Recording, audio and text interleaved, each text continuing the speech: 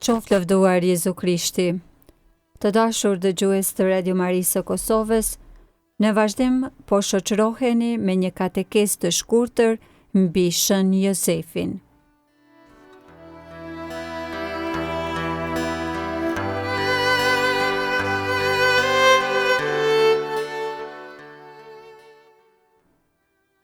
Thelbi i Shën Jozefit.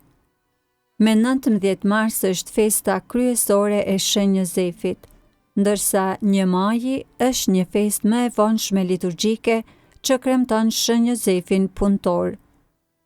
Shën Jozefi mund të thuhet se pas zojës së bekuar është shejti më i madh i hyjit. Në këtë katekesë do të paraqesim thjesht një përmbledhje themelore, një lloj skeleti ose pika thelbësore rreth Shën Jozefit. Një lloj skeleti ose pika thelbësore rreth Shën Jozefit. Qëndroni me ne.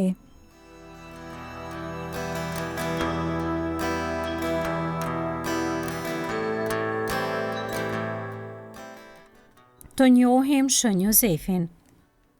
Me qenë se 19 marsi është festa kryesore e Shën Jozefit, ndonë se ne kremtojmë gjithashtu Shën Jozefin punëtor me 1 maj, dhe me qenë se ai është i pakrahasueshëm me askën tjetër përveç zojës së bekuar, dhe sipas disa mendimeve, edhe Shën Gjon Pagzuesi, për të cilin Jezusi tha: ndër ata që kanë lindur prej gruaje, nuk është ngritur askush më i madh se Gjon Pagzuesi.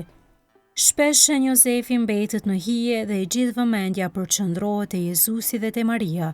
Sigurisht Shën Jozefi është një figurë dytësore në jetën e Jezusit, dhe kjo është e drejtë. Megjithatë, sa informacion dim në të vërtetë për jetën e Shën Jozefit?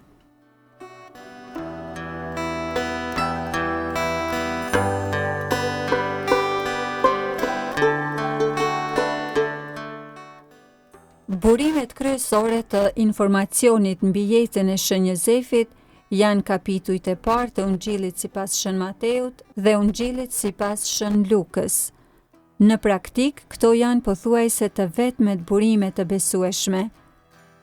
Letërsia apokrife përmban shumë hollësi, por fakti që këto shkrime nuk janë pranuar në kanonin e librave të shenjtë ngre dyshime serioze mbi përmbajtjen e tyre.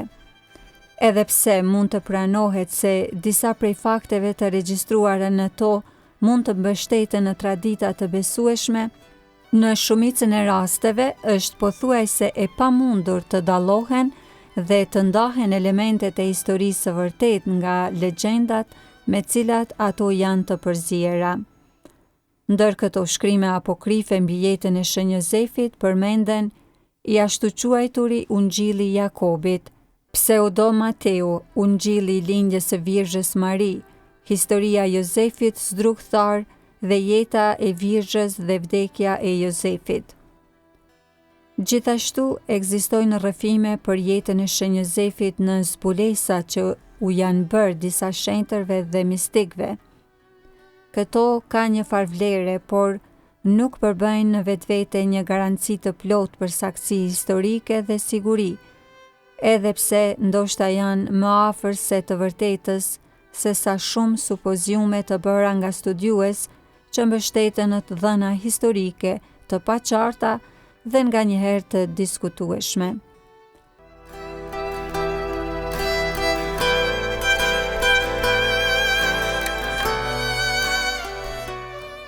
Kush është ai?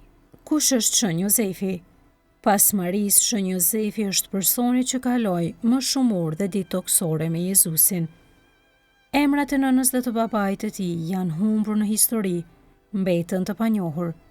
Hulumtime gjenealogjike tregojnë se ai ishte nga shtëpia e Davidit, nga një prejardhje që kalon përmes Salomonit. Tek Shën Mateu, kapitulli po arreshti 16, e quan Shën Jozefin bir të Jakobit, ndërsa sipas Shën Lukës, kapitulli 3 rreshti 23, Heli ishte babai i tij. Kjo nuk është vendi për të paraqitur përpjekje të shumta dhe shumë të ndryshme që janë bërë për të zgjidhur çështjen e vështirë që lind nga dallimet ndërmjet këtyre dy gjenealogjive. As nuk është e nevojshme të paraqitet këtu shpjegimi që i përgjigjet më mirë të gjitha kërkesave të këtij problemi. Për këtë shqyrtim të shkurtër mbi Shën Jozefin, mjafton të kuptojmë se shumica e autorëve bashkëkohor pranojnë se megjithse gjenealogjitë e paraqitura nga Shën Mateu dhe Shën Luka duken të ndryshme, të dhënat e tyre mund të pajtohen.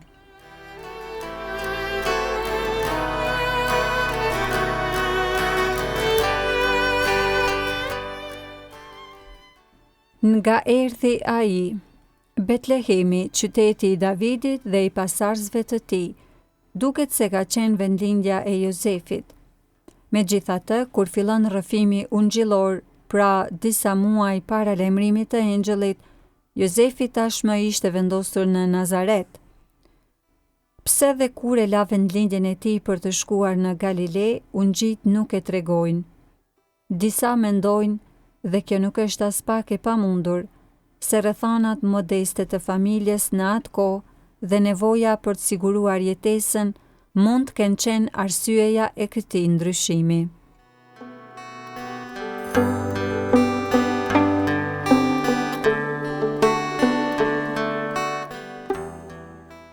Çfarë bënte ai? Në të vërtetë Shën Jozefi ishte një tekton, siç mësojmë nga Mateu 13:55 dhe Marku 6:3.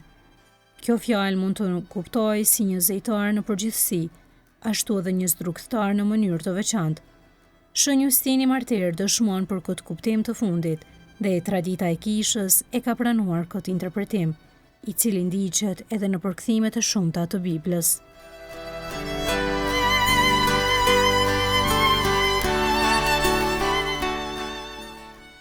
Martesa.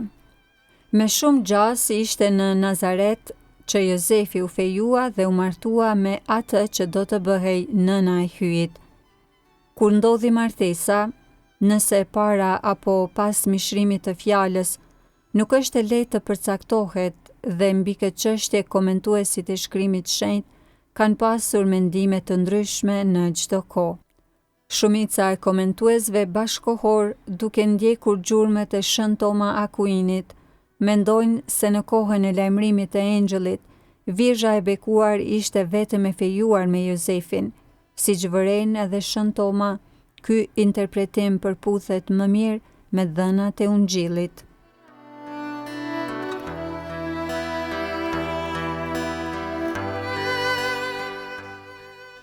Mishërimi. Kjo martesë e vërtetë dhe e plotë, sipas qëllimit të bashkëshortëve, ishte një martesë virgjërore, siç mësojnë Shën Augustini, Shën Toma Akuini dhe shumë të tjerë.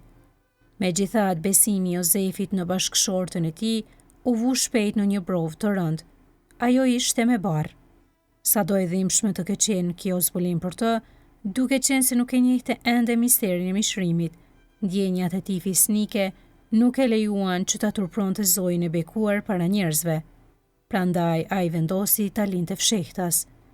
Por ndërsa mendonte për këto gjëra, ja, engjëlli i Zotit ju shfaq në ëndër dhe i tha: Jozef, biri i Davidit, mos ki frikë ta marrësh me vete Marin, bashkëshortën tënde, sepse ajo që është zënë në të është prej Shpirtit Shenjtë. Dhe Jozefi, pasi u zgjua nga gjumi, bëri siç i kishte urdhëruar engjëlli i Zotit dhe e mori me vete bashkëshortën e vet.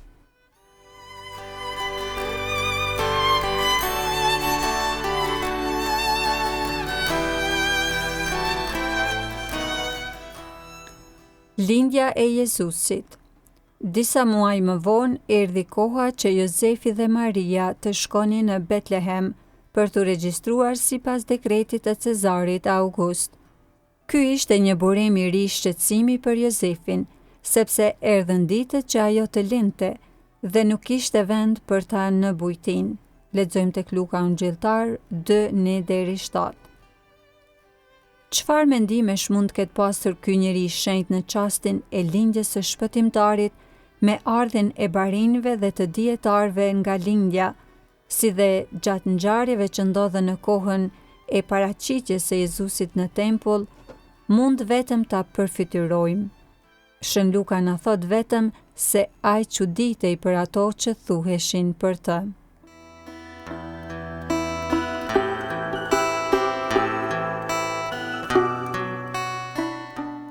Prova dhe sprova të tjera.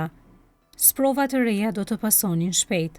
Lajmi se kishte lindur mbreti i Judenëve nuk mund të mos ndiste në zemrën e ligë të tiranit plagë të gjakatar Herodit, zjarin e xhelozisë. Përsëri engjëlli i Zotit ju shfaq në ëndër Jozefit dhe i tha: "Qohu, merë fëmijën dhe nënën e tij dhe ik në Egjipt. Qëndro atje derisa të them unë." Mateu 2:13.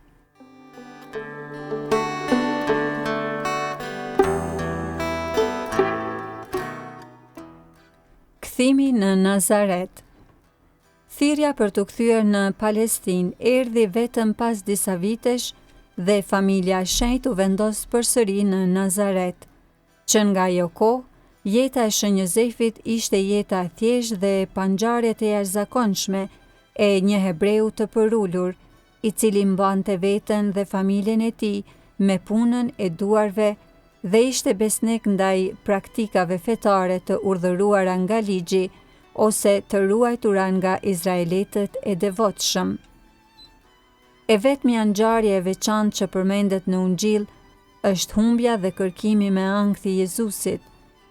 Atëherë 12 vjeç, kur ai kishte mbetur në Jeruzalem gjatë pelegrinazhit të përveçshëm në qytetin e shenjtë.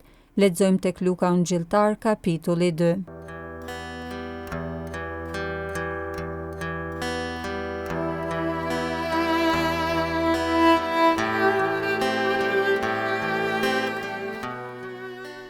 Përmendja e fundit. Herën e fundit që e takojmë Shën Jozefin është në rrëfimin e Jezusit në tempull në Jeruzalem. Pas kësaj, ai nuk përmendet më. Këtu përfundon në mënyrë të papritur biografia ungjillore e Shën Jozefit. Ai nuk përmendet më në shkrimin e shenjtë. Pjesa e mbetur e jetës së tij, shkaku i vdekjes, vendi ku vdiq dhe vendi i varrimit të tij nuk janë të qarta. Dim vetëm se Maria përmendet si vejush kur Jezusi është rreth 30 vjeç, por nuk kemi asnjë informacion për Shën Jozefin, pasi Jezusi mbushi 12 vjeç. Kjo është hera e fundit që dëgjojmë për Shën Jozefin në shkrimet e shenjta, dhe është e arsyeshme të supozojmë se ati kujdestar i Jezusit kishte vdekur para fillimit të jetës publike të shpëtimtarit. Në disa raste ungjit përmendin nënën dhe vëllezërit e tij, por kur nuk përmendin baban e tij së bashku me pjesën tjetër të familjes. Ato na tregojnë vetëm se gjatë jetës së tij publike, Jezusi quhej biri i Jozefit Zdrugtarit.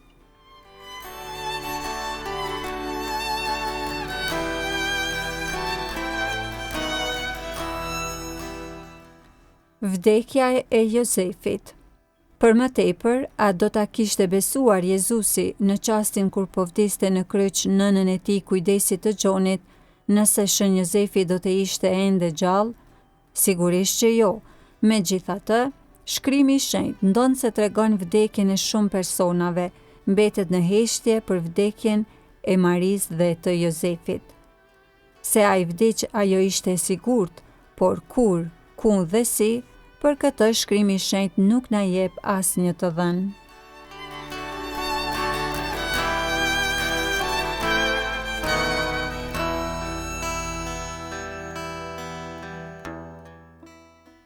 Trupi dhe varri Shën Jozefit.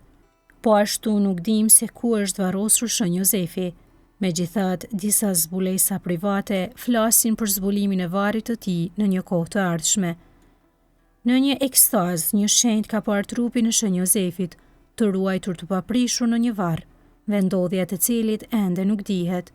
Sa më shumë të nderohet bashkëshorti i lavdishëm i Virgjës së Tejet të bekuar, aq më shpejt do të ndodhë zbulimi i trupit të tij, dhe kjo do të jetë një ditë gëzimi i madh për kishën. Janë fjalët të Atpalit nga Moli, të vitit 1824-1896, nga libri Father Paul of Moll, nga Edward van Spaerbroek. Një traditë e lashtë pohon se varri Shën Jozefi tashmë bosh ndodhet në luginën e Jozafatit. Shënjëronimi nga ana tjetër ishte i mendimit se varri Shën Jozefit gjendet brenda kufive të kopshtit të Gjetsemanit.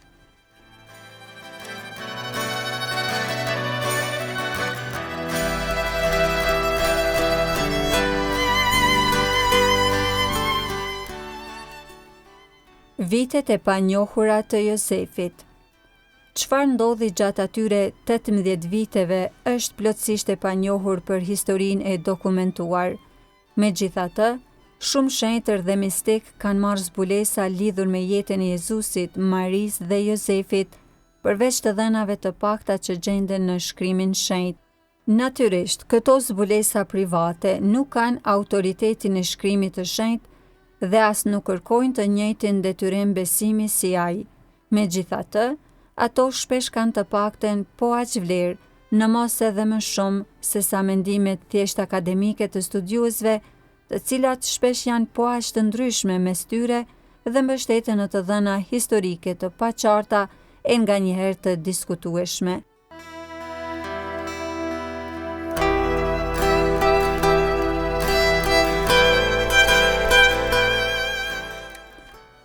Të dashur dëgjues të Radio Marisë së Kosovës, patët mundësi të dëgjoni një katekesë të shkurtër mbi jetën e Shën Jozefit, kudo qofshi hiri i Zotit qoftë me ju.